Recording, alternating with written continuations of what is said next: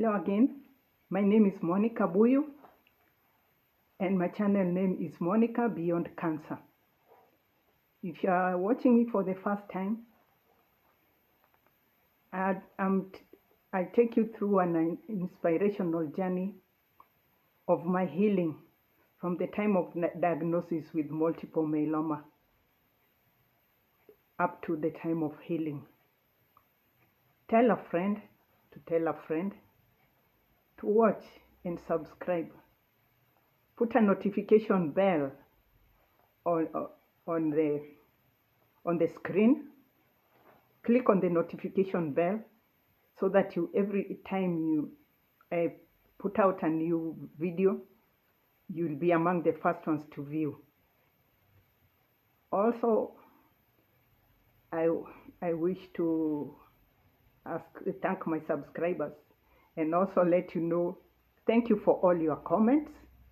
I read your comments, they're very encouraging. Thank you very much. But I'm learning, I'm new on this YouTube highway. So even if I don't respond, it's because I don't know how to respond to your comments. But I'm learning one step at a time.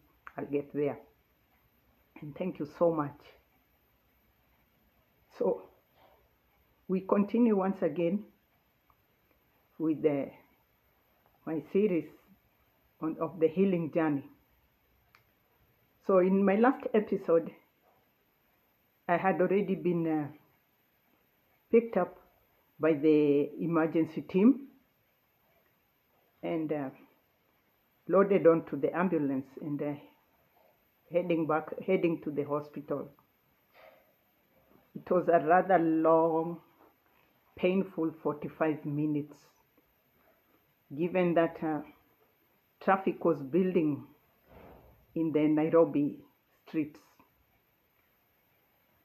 So that slowed it a bit, with the ambulance having to negotiate and wind around the traffic. So it took us 45 minutes from my residence to the hospital. All the way, with every bump or every turn or corner, even though I had been given some pain medication, I would still writhe in pain. It was still painful. Every part of my body was hurting. To a level, I was actually asking the accompanying medic, was that medicine only meant to last me for 5 minutes of the pain? But I was assured, no, it's because I was in extreme pain. That's why the pain could not subside 100%. So upon arrival at the hospital, the ambulance was directed to the emergency area, and at the emergency area, we were received by let me call them, actually the handlers at the hospital. I don't know what they are called. Are they the hospital muscle men? They were called in, and they assisted the team to get me off the ambulance into the emergency room. And in the emergency room, they kept on asking, has she been in a road accident?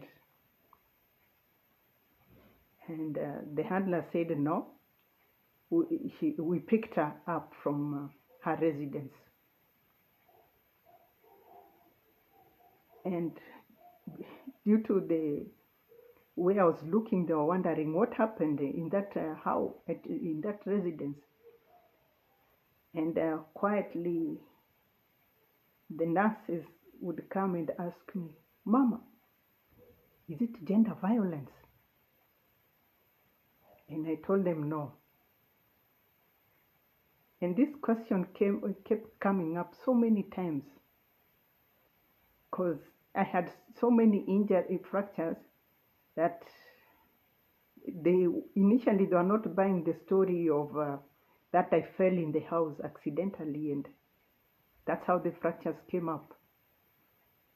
And I told them, no, this is just from my fractures based on my medical history.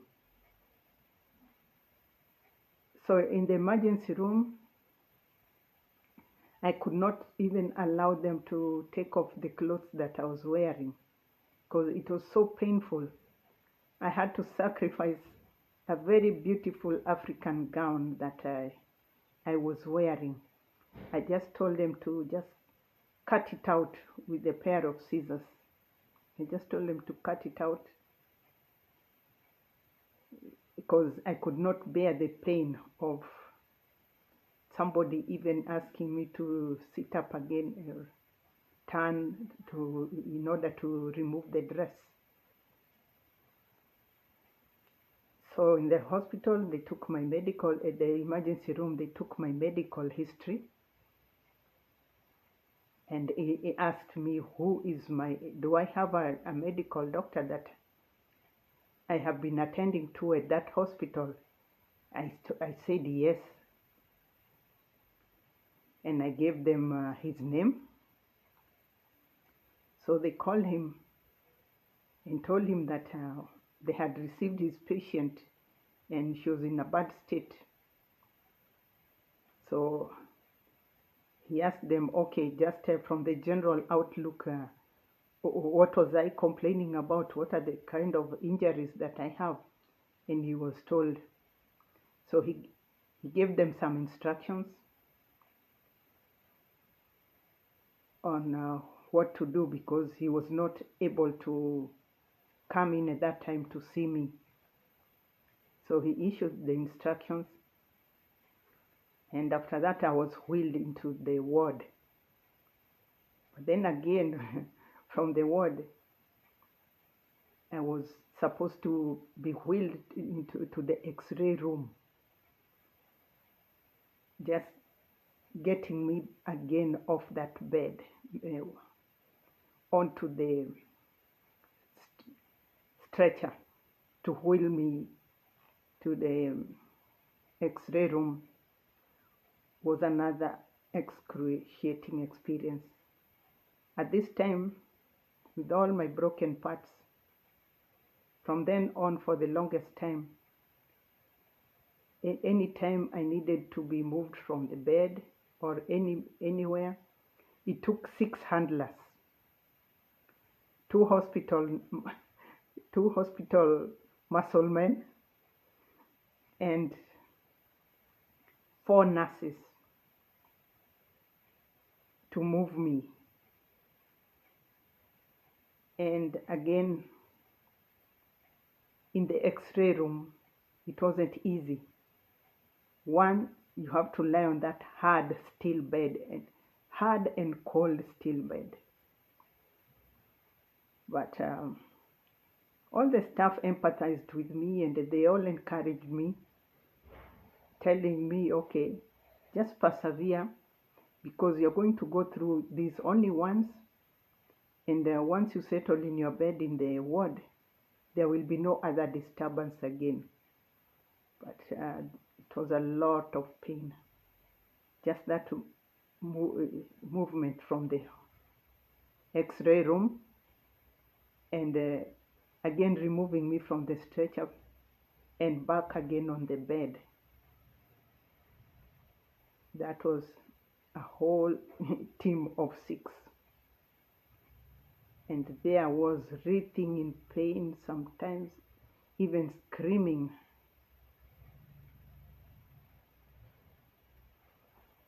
I would even try and talk to God, but the pain was too much.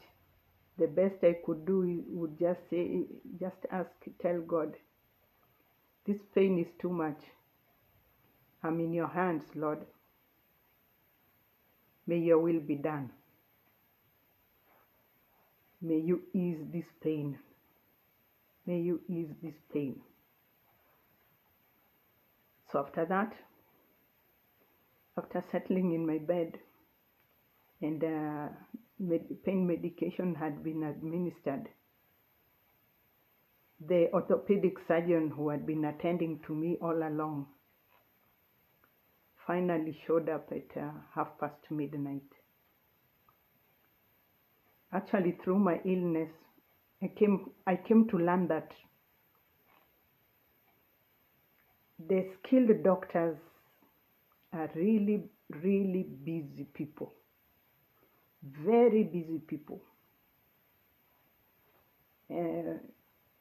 But I'm not saying this in a bad way, but it's just in appreciation of what they do for patients. They work a lot. I was even shocked that at midnight, he was still alert and still doing his hospital rounds. When he saw me, he was a very sad person. After all the progress that we had been making together towards my mobility, he was really touched, felt so sad, and he just said, "My sister, I feel your pain. I feel your pain, but I am going to treat you, and the Lord is going to heal you." Again, those encouraging words came back again from him, and I felt strength, more energy in me. Those same words that he told me the first time that I went to his clinic. God is going to heal you. I was grateful, and I don't know if, I don't remember if he said a prayer. I don't remember, but I was in so much pain. I was still in pain. In spite of the medication, there was still some lingering pain. But at least I could afford now a smile and a bit of laughter. And I told him, "Yes, I'm here. So battered." So battered. Oh my goodness, now I can afford to laugh. Because when the X-ray results came, it was confirmed that I had broken my femur, both on the left side, the right side, a broken knee, and a dislocated left shoulder. And that was the reason why all the nurses who came to me would, ask me in confidence, "Are you sure this is not gender-based violence? Are you sure you fell in the house?" And I told them, "Yeah. If it was gender-based violence, I wouldn't hesitate. But I'm happy these days medical personnel are trained on how to handle gender-based violence survivors. Because previously, somebody who has been in that situation made an effort to hide and not say exactly what happened to them in an effort to shield the perpetrators. But now they know how to get the information out of survivors." That's all I have for you for today. Continue walking with me in this journey. Kindly, if you have not subscribed to my channel, subscribe to my channel. Watch my videos from the beginning to the end. And that's all for today. See you on the next one.